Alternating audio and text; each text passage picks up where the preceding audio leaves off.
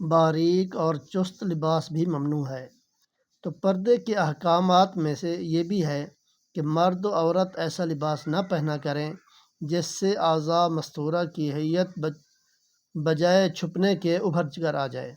تو حضور علیہ الصلاۃ والسلام نے جہنم میں جانے والی بعض عورتوں کی یہ صفت بیان فرمائی ہے کہ وہ لباس پہننے کے باوجود ننگی ہوں گی، مسلم شریف۔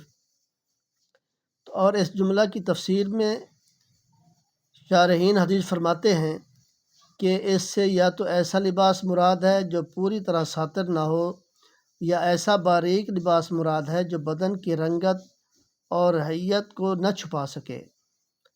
طبرانی میں مشہور صحابی حضرت جریر بن عبداللہ کا یہ ارشاد نقل کیا گیا ہے، فرمایا کہ آدمی ایسا لباس پہنتا ہے جسے پہننے کے باوجود بے لباس رہتا ہے، یعنی باریک کپڑے جو ساتر نہ ہوں۔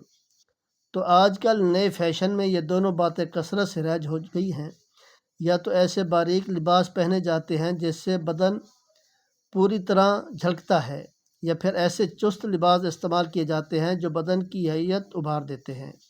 تو یہ طرز لباس مرد و عورت دونوں کے لیے بحث شرم اور طبی غیرت کے خلاف ہے۔ جب سے جینس کسی ہوئی پینٹ اور ٹی وی شرٹ کا بیہودہ فیشن چلا ہے تو یہ بے غیرتی بالکل عام ہو گئی ہے۔ نوجوان لڑکیاں اور لڑکے برسر عام اس بے حیا لباس کو پہن کر بے حیائی کا مظاہرہ کرتے ہیں، مگر ہمیں احساس بھی نہیں ہوتا، جب کہ اللہ سے شرم کرنے کا تقاضا یہ ہے کہ ہم خود بھی ان بے حیائیوں سے بچیں اور اپنے گھر والوں کو بھی اس سے بچانے کی کوشش کریں۔